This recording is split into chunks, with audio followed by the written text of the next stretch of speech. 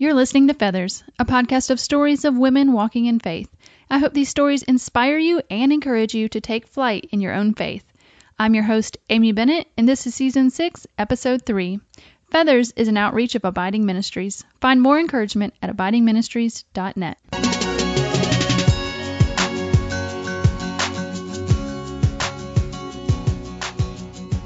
Hey friend, and welcome to Feathers This Week. Listen, if you did not get a chance to listen to Anna LeBaron's episode last week, I highly suggest you listen to that one right after this one. I've been getting some amazing feedback all week from it, and I just know you will be so encouraged by Anna's story.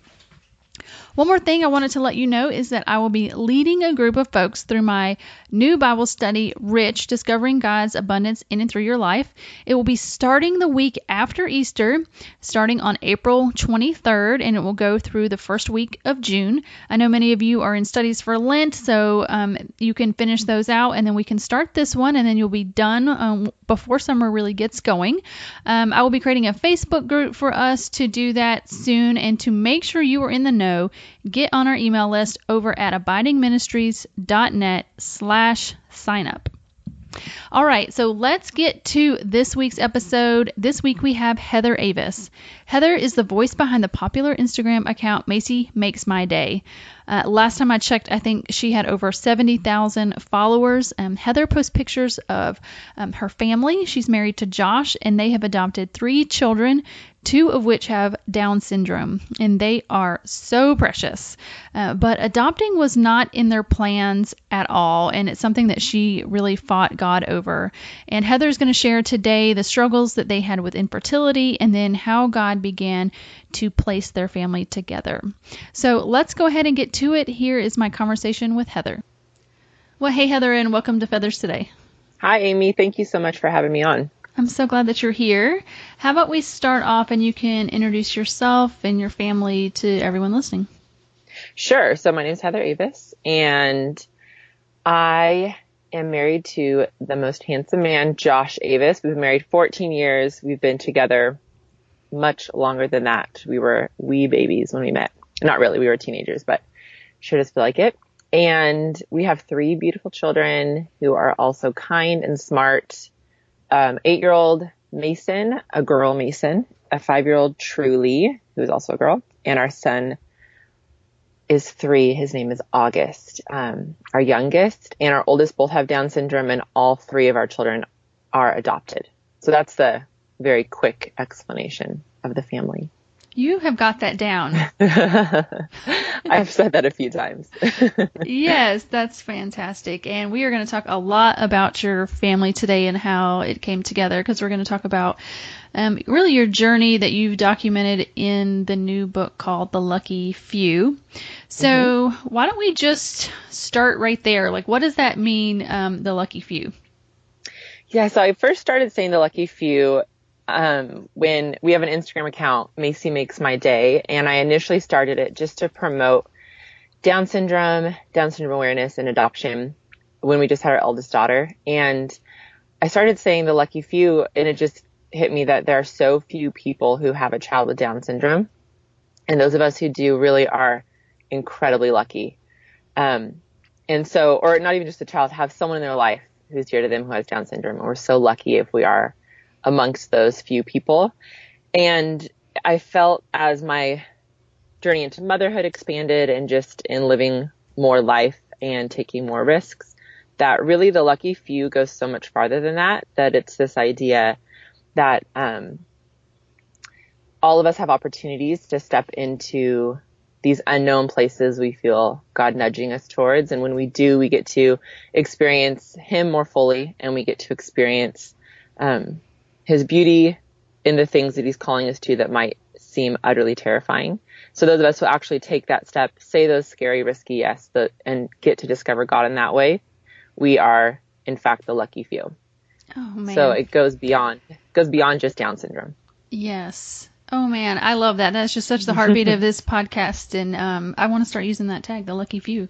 Do it, girl. All the podcast. That's awesome. Yeah, I feel so lucky to even hear all the women that come on this podcast and talk about their times that they've stepped out in those opportunities. So I feel like part of the lucky few, just being able to even just hear the stories. Yeah. Yeah. That's great.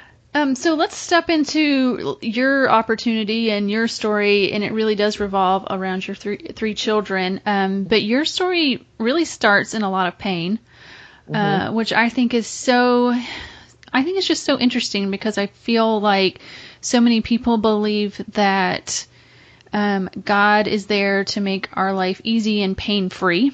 And yet it seemed, particularly in your story, that was really the seeds of God really doing the best work in your life. So talk about really where you start in the book in your struggles. Yeah. So my journey starts when we decided that we wanted to have kids. And I think, like most people in our circumstances, so we got married in our early 20s. And so mid-20s, we decided we wanted to start a family. And you think you want to start a family, so you start a family. And that's just not the case for a lot of women and a lot of families. So we tried for a few months, and then those months turned into years, and we found ourselves on this unbelievably brutal and painful path of infertility.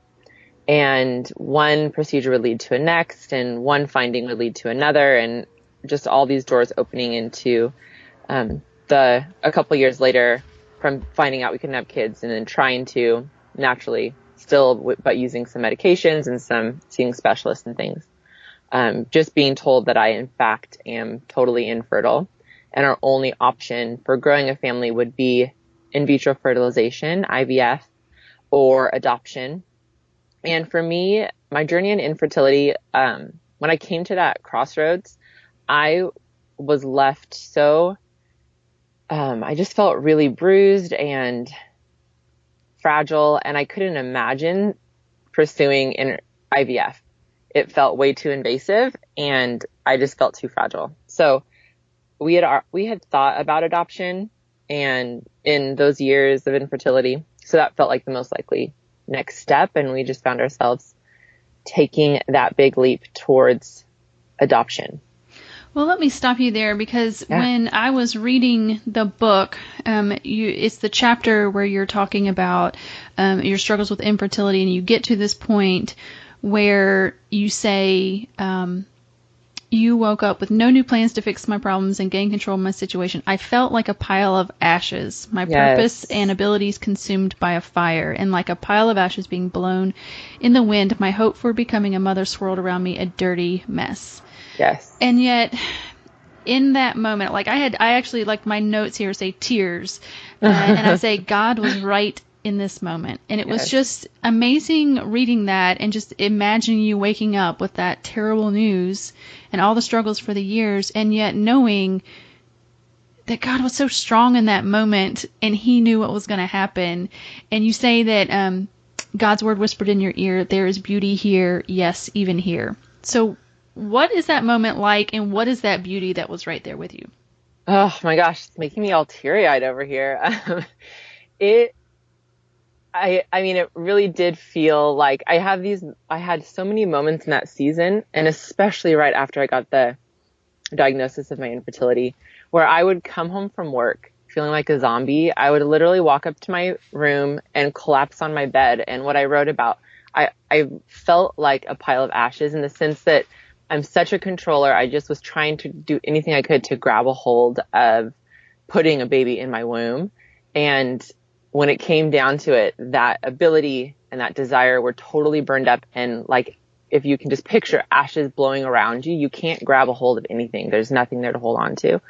And feeling totally broken. But there's that still small whisper from the Lord that even in this hardest, darkest place, there's beauty to be found. And I think for me, and I feel like in talking to other people, and especially Christians, that there's this idea that, not even just Christians, just in people in general, that we're going to look for and seek out the easy route, the beautiful things, the nice things in life.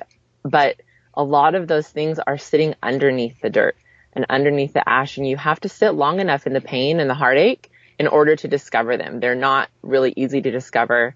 And you can't just, like I said, I couldn't grab a hold of that ash. It's almost like it had to settle. I had to sit. I had to trust.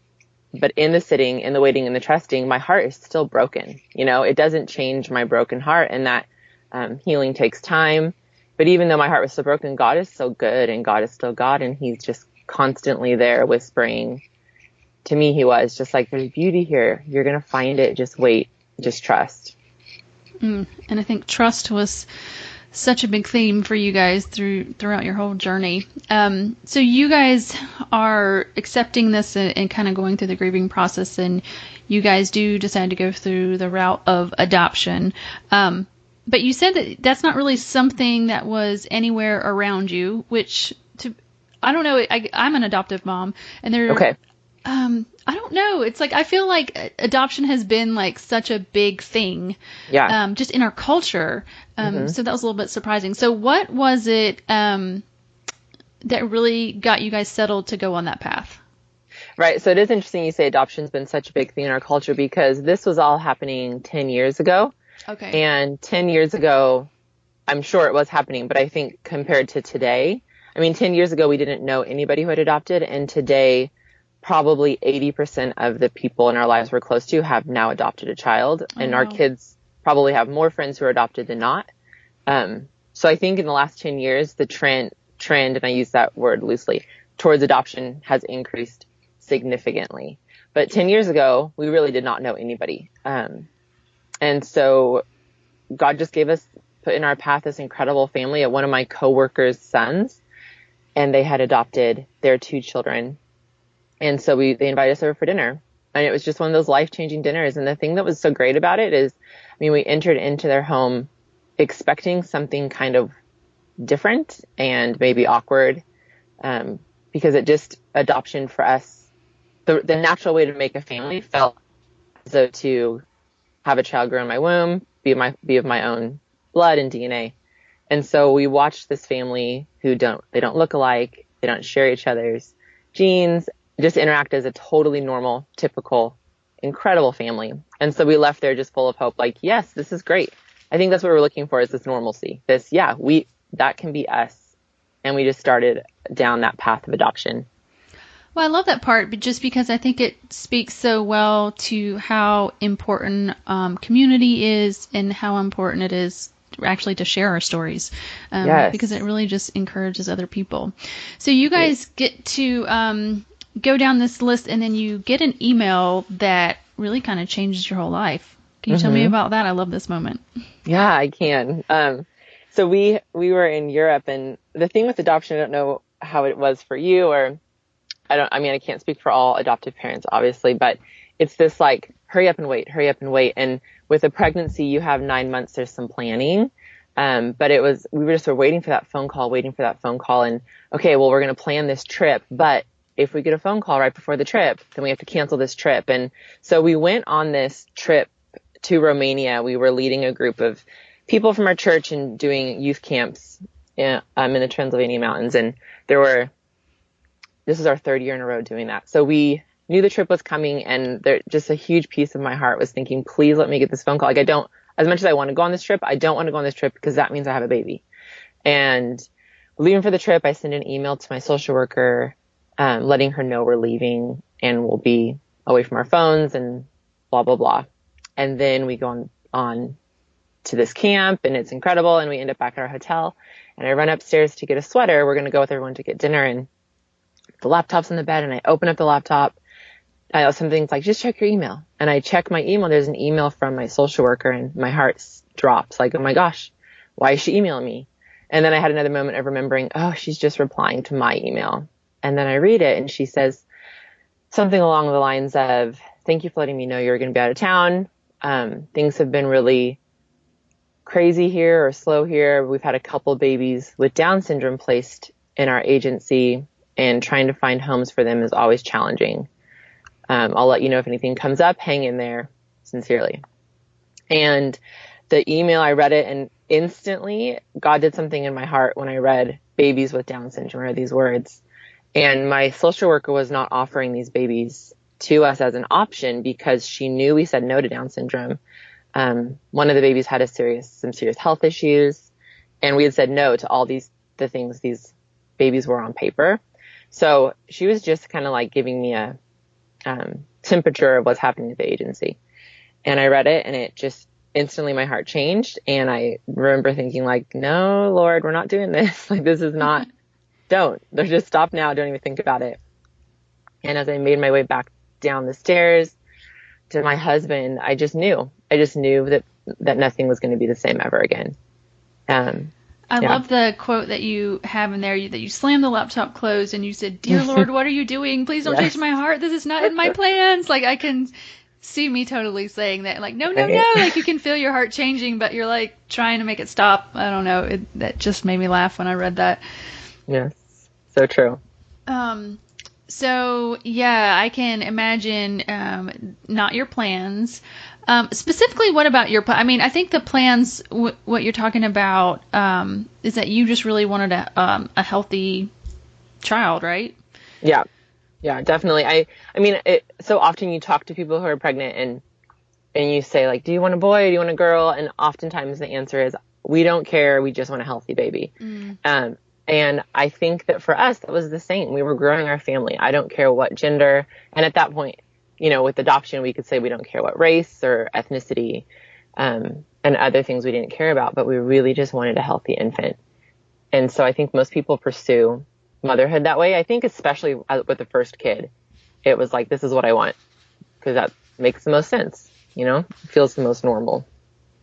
Right. So this was quite a struggle for you guys. I mean, you're not just talking adoption, but you're talking Down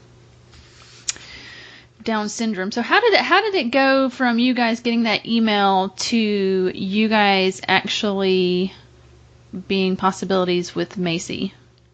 Yeah. So we got the email, and then I talk about it in great detail in the book, but I go say something to my husband, and I'm hoping that he's like, oh, that's ridiculous. We're not doing that. And he's like, well, we should pray about this. And I'm like, no, come on. You got to be the one to shut this down. And he and I had a week together in Greece, and it was just, that's all we talked about. It just consumed our conversations. Okay, what are we going to do about these babies? 'Cause at the time there were 2. And we just would make lists, like pros and cons. What are the pros to adopting a child with Down syndrome? What are the cons? And like literally on napkins on street side cafes. And so when we were on the train in Athens on the way to the airport, and we look at each other and we're like getting ready to get off and step into the airport and leave this trip that we've been on. And we're like, what do we do?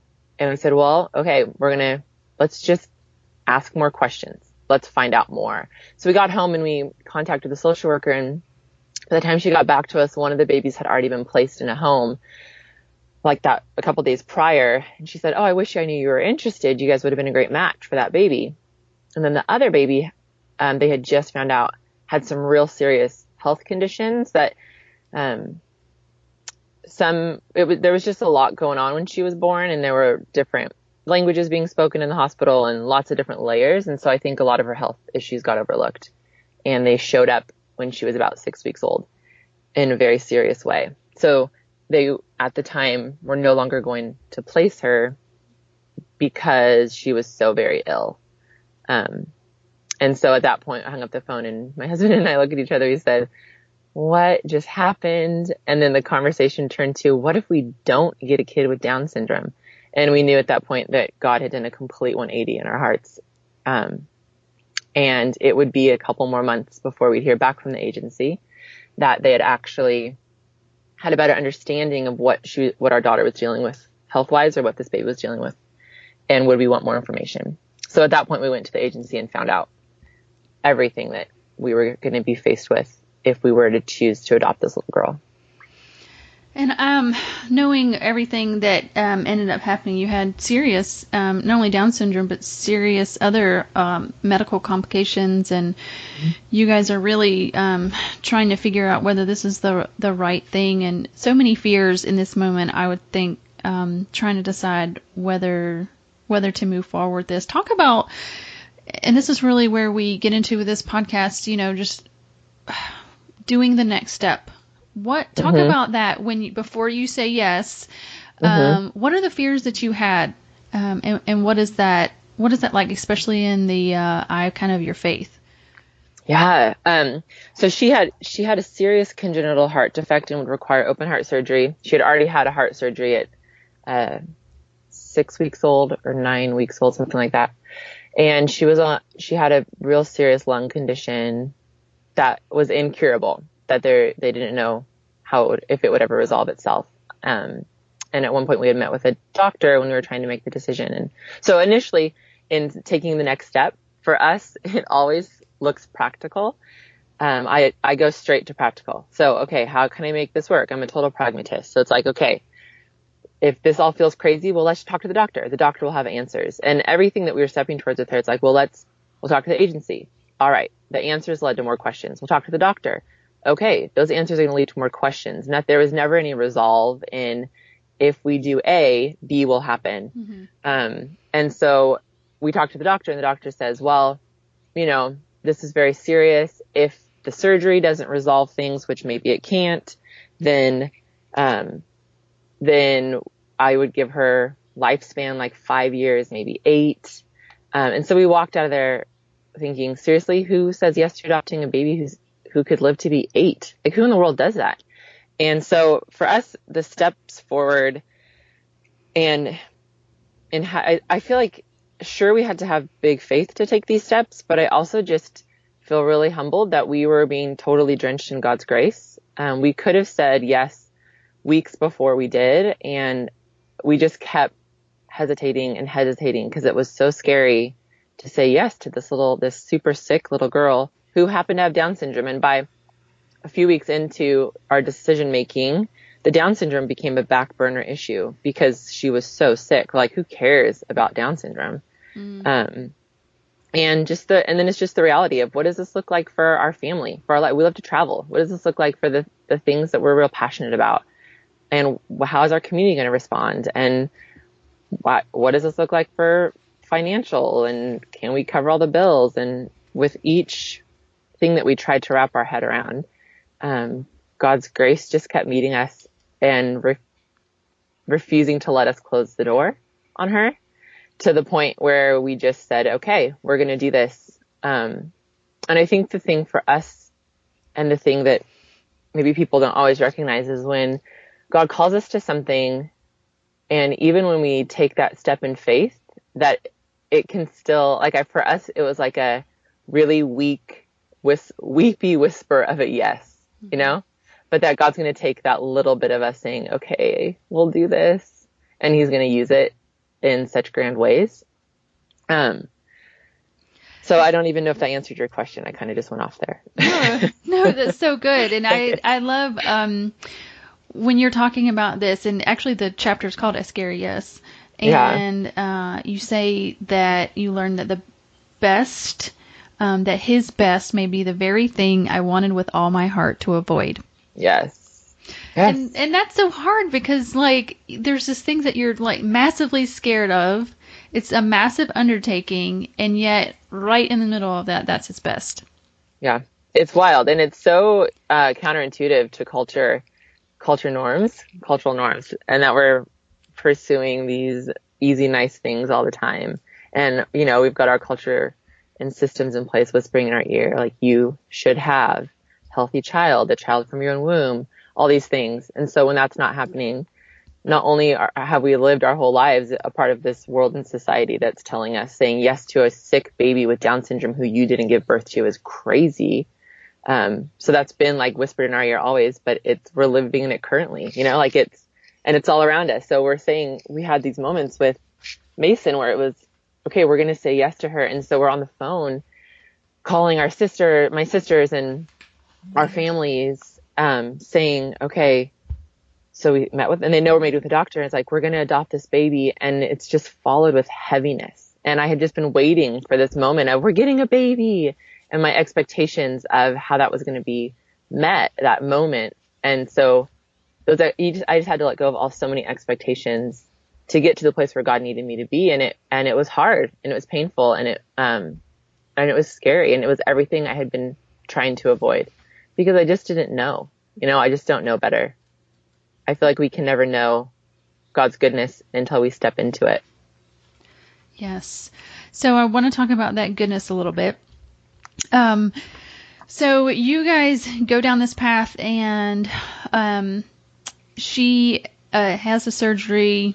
She improves, and by the end of it, you say you experience God in a way that you never knew possible, and that by the time, really 2 years down the road, just to skip ahead a little bit, you guys decide to adopt again. You said that God had changed you so much through this. So I'm just curious, in what ways do you think that God changed you in those 2 years, and what kind of things did you learn during that time? Yeah, so I think when our expectations are shattered, there has to be a remaking. So you take those shards of what you had hoped for, and you have to put it back together. And when you allow God to put it back together, it's going to be put back together in a totally different way. And so my filter for the world was so different because, like I had said, and like I said in the book, that I had spent my life pursuing, like trying to avoid exactly what God brought into my life. I did not want what my child was on paper, and then she enters our lives, and I can't even express it enough. She was the most incredible gift I've ever received. And so the love that we felt, and then going through all of her sicknesses with her and getting to sit in this front row seat to watch her be healed, like watch her heart be restored, watch her lungs be restored, get to like this front row seat to these incredible miracles that I would have missed out on otherwise. And I would not have gotten to know God so fully and hear his heartbeat so loudly if I didn't go to those places where he was ushering us with her. And that, I think the gift of my life is having heard God's heartbeat like that. And I only was going to hear that with her. And so when we stepped into our second adoption, we were just like arms wide open, like, God, whatever you want for us, you have proven in this little girl that we get to parent, who we've witnessed as a miracle in our lives. You have proven your goodness and your faithfulness and your grace over and over and over and over. And so at that point, we were just more trusting and had so much more faith because we had walked it, and experienced it. So we went in arms wide open. Any child that God would have for us, we would take. And yeah. Yeah. So before we get to Truly, I know that Down syndrome is something obviously close to your heart. And you say when you were when you were talking about making that pros and cons list of Down syndrome, you make this comment, and you said, let's see, what do you say? Friends, Down syndrome is only ever a pro. So, and I think this is so interesting. I mean, I grew up, I'm almost 40. When I was younger, I can remember that Down syndrome was really one of those things where if you found out, people most often were either aborting or giving their child up for adoption. What have you seen about Down syndrome, and why do you consider it a pro? Right. And that is still the case today. People who find out they're having a child choose to terminate or choose adoption most of the time, or just accept their child initially with utter devastation. And it's just, I feel like it's just total misconceptions of what Down syndrome is. And this just goes so much bigger than even Down syndrome. And just again, like that idea that as humanity, as Americans, we're pursuing health and perfection and easy and normal and the best and the most successful. We pursue all these things, but there's just not a lot of depth to those things. And a lot of people are just miserable. You make it to the top and it's just miserable there. And I feel like watching my daughter and my son now, who's 3, and other people who are in the Down syndrome community, that people with Down syndrome have this gift of total acceptance. They have this ability to love so well. And like my daughter she's just walking around the world with a different filter, and she's viewing people and the world. And I feel like experiencing God in such a, I guess pure is the best word I could use, just in a way that is just so non-judgmental. And it's it doesn't matter what the person to her right and her left look like or what they can or can't do. those things aren't important to her, and that she's got this filter of that I want for me, and I get to watch her and be a part of that. That people are so afraid of what they don't know. And those of us who are in this Down syndrome world have, even a lot of the people who have started out with that, like total devastation, who had considered termination, who had considered adoption, but ended up parenting. Those same people have totally changed their tune in what it means and feel unbelievably lucky. So when I say the lucky few, I started this hashtag, and if you go on Instagram, there's close to 70,000 people who have tagged the lucky few on a picture. And so the only people who should have a voice in whether Down syndrome is a positive or a negative thing are those of us living with it because of a loved one or because having it themselves. And those are the voices no one's listening to. So people are saying Down syndrome is so negative and it's this terrible, scary thing, but they don't have anyone in their life with Down syndrome. They're just listening to the lies of society and the misconceptions and the ignorance. Well, I am not fortunate enough to have anybody with Down syndrome in my life, but it makes me want to, and I do enjoy your family on your account, and they're just such sweet, sweet children. Thank you. I do want to say too, thank you for being that voice, because I don't think there are a lot of people with that opinion and experience, and just letting that light shine on that truth. I think that's so wonderful. Thanks for saying that.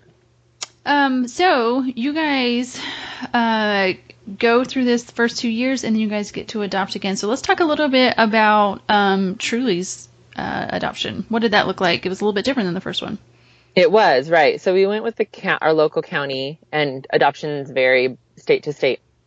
But in California, if you go with your local county, then it's totally free. And you're dealing with a different kind of placement.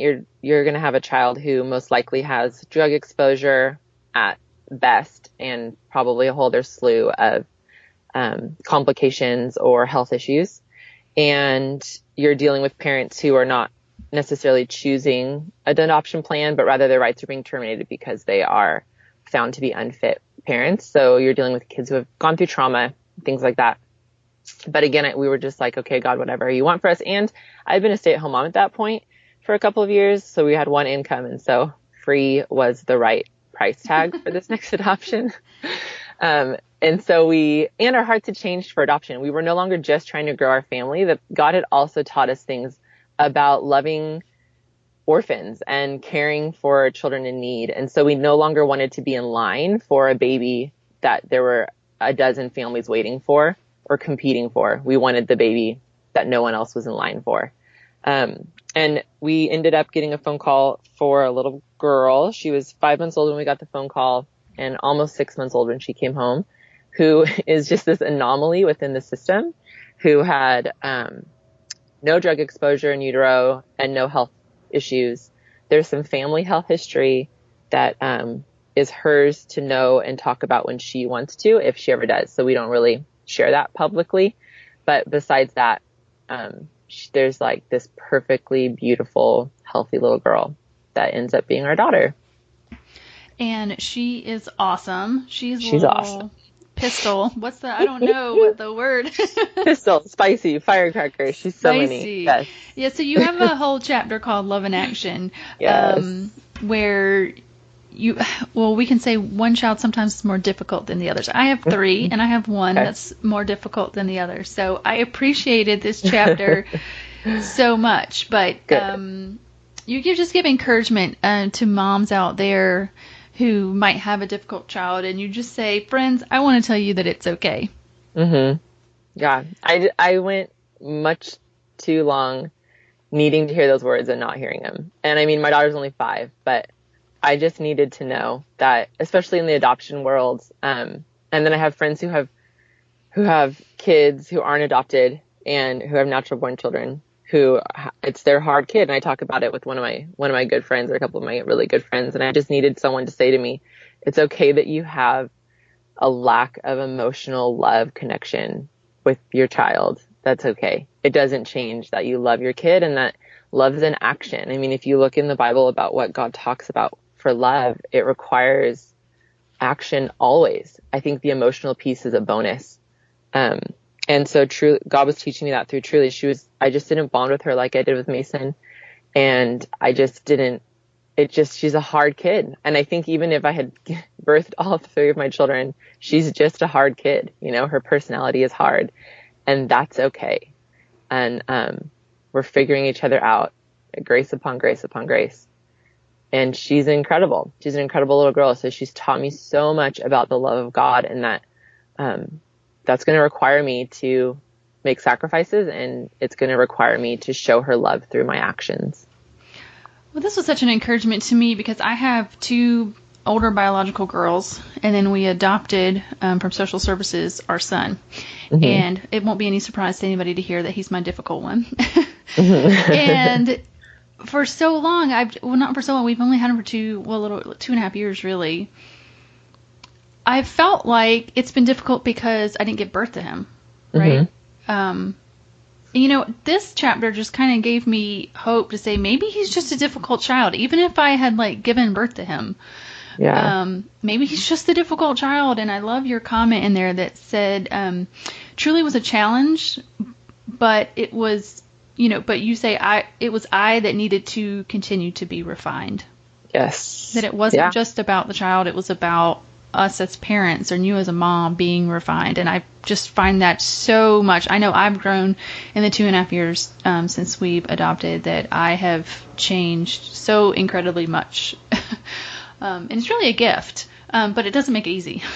No, I mean, refining happens it's hard. It's painful. It hurts.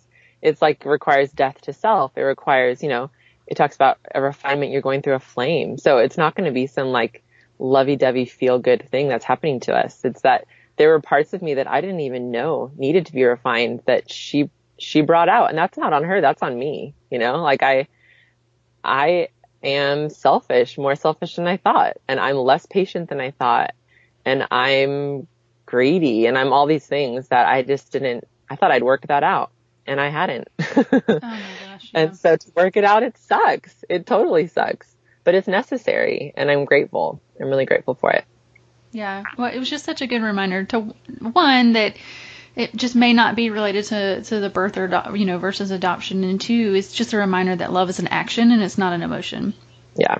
Yeah. So to keep loving. Yes. Doing the action of loving. For sure. All right. So let's get to your third adoption. This one was kind of fun how this one came about. Tell us that. Yeah. So we had decided we wanted to grow our family. We knew we weren't done, but we were also in a season because Truly was so, so challenging. And at the time, how old is she? Maybe I had a 5-year-old and a 2-year-old. So that's just a thing in itself. It's so hard. And my 5-year-old was a little more helpless than most 5-year-olds. I just have to say that was when my girls are 2 years apart, but when they were 2 and 4 and 3 and 5, them both being sort of the preschooler kind of age, those were the hardest years of my parenting life. And they're, my oldest is 14 now. Oh my gosh. So I feel like I've been through a lot of this, a lot of the stages. Hey, I haven't been through the real hard teen years. So excluding those up to now, those, if you're having 2 in the 2 to 5, kind of 3 to 5 range, oh my gosh. Oh, it was really so hard. Are difficult. Yeah. Yes. Yeah. And I talk about it in the book, my plate was full to the brim. I physically felt as if someone were to hand me a third child at that season, I would physically rip in half. There was no way I would be able to contain and all that I needed to. And so but we also knew adoption takes time, and we expected to take a minimum of a year. So when Truly was around 2, we started the process with the county again, and went through the whole thing, and they fast tracked us because it was our second adoption with them, and we just did all the fingerprinting and background checks and all those things real quick at this taking care of business day. And afterwards we're held up our little certificate that says we're ready to continue towards that. And there would still, like I said, we expected a minimum of a year before anything would happen. And we took a picture and posted it Avis baby number 3 coming next year or something. And the next day, a friend of mine, she and her husband had adopted just about 6 months prior. They'd adopted a little girl with Down syndrome. And so she called me and said, Heather, I just got a phone call from a woman who's pregnant with a baby who has Down syndrome, and it's a boy, and she needs a mom. And like, so this woman had contacted my friend asking her if she could adopt her son. But my friend, they had just brought this baby home 6 months prior, and their picture hadn't been taken off of this website for families hoping to adopt. So that's how she got a hold of her. And I just was like, no, no, no. I mean, like, kind of similar to that hotel room moment when I got the email, like, okay, I've heard the words, it's done, but no, no, no, this is really unfortunate because I can't do this right now. I can't do this. So, I hung up with her. We're good friends, and I'll joke with her, like, that was so mean of you to do that. Cause you knew I would say yes. And I sent a message to my husband, and he's like, are you kidding me? And then, the next thing I know, I'm Facebook messaging this woman, and she's 7 months pregnant. The baby's due 2 months later. A little boy with Down syndrome who had a congenital heart defect, and she was looking for a family. And so we went hard and deep real fast because we're now like friends on Facebook and all the social media outlets. And it was a wild 2 months. It was wild. So you guys weren't there for the birth, but just soon after that, right? Right. Just a few hours later. Oh, so you got to experience the newborn stage. Oh, yes. Yes. And I talked about it in the book, and I just remember thinking at that point in life, I had totally given up ever having a newborn and was really, really fine with it. Very content. And because you don't know what you don't know. You can't know what you're missing. And so then we get to be a part of this baby's life from his first day of life. And it was so magical. And I thought, oh my gosh, I will take 100 of these tiny newborn babies if this is what this is like. It was great. It was such a gift, I feel like just such an act of God's love for us, because he knew how sweet it was. We just had no clue it could be so sweet. So yeah, we went to the hospital and got to stay with him a couple nights and then bring him home at 3 days old and get to do the whole newborn baby thing. And he was a dream. So besides the normal, like waking up for feedings every few hours, he was just an easy going, perfect number 3 child for sure. Oh, my sister just had a baby. Well, he's 3 months old now, but it's been so fun because my kids are so much older now, and having a new little baby, like, you forget. Like, yeah. Oh my gosh, he's smiling and he's moving. And it's like a real person doing things. It's so sweet. Oh, that's so awesome. Well, you kind of in the book, and I love this, is that you guys are growing your Instagram. Well, you're not, on purpose. Maybe you are. I don't know. But so your Instagram following is growing through all of this, and you actually tell the story of a family who is adopted because of your story. Oh, yeah. Yeah, tell us a little bit about that. Okay. Oh my gosh, this story. So I just remember it so vividly, and I'll probably go into more details here than I do in the book. And so I'm on my Instagram account, and the thing about it is we have almost 70,000 followers. So at this point, I can't manage all the comments. I can't manage all of it. At one point I could, but if people comment on a past post, I usually don't see it ever. And I was going through, for whatever reason, looking at past posts, and there's this comment from someone that says, so-and-so account, have you seen this family? And then that person replies back to her. This is all in our comment section. I have, this is why we're adopting Ruthie. And my heart was just like skipped a beat, and I started to tear up, and I'm like, wait a second, what? Are you kidding? And so I figure out who this person is. I send her messages, and she messages back. She's like, we're in China right now adopting our daughter who was 5, who has Down syndrome, because we've been watching your family and we have been seeing what your family's doing. And it was just this moment of, okay, Instagram is Instagram, right? Like, it's this social media thing. For some people's lives, it's doing more harm than good. And what am I doing? Like, exposing my children every day, posting a picture of them. And it was just this moment of, holy smokes, that we've done this one thing in our lives, and we're sharing our story, and like the power of sharing one story. It's so important to do it. And then on the other side of the world, this 5-year-old little girl, this literal orphan, is being brought home right now. And she has Down syndrome and she's given a forever family. And they've since adopted another little girl who doesn't have Down syndrome but has serious health issues, also from China. And just the power of this idea of a ripple effect. God calls us to these big things and we can step in and say yes. And then we throw like a visual of a really murky pond and you throw this rock in like your yes. And the ripples that start happening, they go so far beyond our reach, and lives are changing when we say these big, scary yeses to the thing God calls us to. Well, I thought it was just a beautiful, particularly in the book, but it's really your story that, you started with a family who had adopted, that showed you guys it was okay. Yeah. And then you kind of end the whole thing with, hey, now we're helping unknowingly, helping other families adopt. It was just such a full circle moment. I was like, oh, this is so awesome. I love that, Amy. I had not even thought about it like that. That's so good. That wasn't intentional. Oh, well, that's awesome. So cool. Yes. Well, of course, I'm totally sold. That's why we have this podcast. That's why Feathers exists. It's because when we can see God at work in other people's lives, we want that for our own lives, and we're encouraged in our own story and our own faith. And I just love it. I love every single week hearing people's stories about how God is at work, and I have loved your story and appreciate so much you taking the time today. Oh my gosh, Amy, thank you so much. Thanks for doing what you do. I always say that I feel like some of the greatest impact we can have on the world is through our stories and through being in relationship with people, because then we can tell stories and hear stories, and we care so much more deeply about the things happening in the world and the things that matter to God. So Thanks for doing what you do. Oh, thank you. All right. Well, if people want to connect with you online and your family, how can they do that?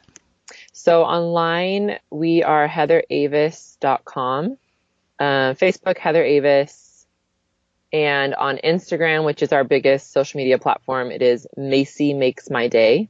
I also am Heather Avis on Instagram, but we spend most of our time and energy on Macy Makes My Day. So come check us out. All right. Well, thank you so much. Thank you, Amy. I appreciate your time. Well, I hope you guys enjoyed that episode with Heather. And the big takeaway from me in this episode is just learning to follow God into those hard and scary places. I have learned it over and over, but I just have to keep reminding myself that it is in those places where, like Heather said, that we get to experience God more fully. And those that do, those that can follow God into unknown places, they are the lucky few. And I love the work Heather is doing about Down syndrome awareness. And as I said in the interview, I don't have anyone in my life that has Down syndrome, but I dare you not to come away with more joy just by visiting their Instagram account. They remind me of the purity of God's love for us and that we do not have to be perfect to be loved. If you want to check out Heather's book or their Instagram account, I have links over at abidingministries.net. You can check the show notes over on the blog.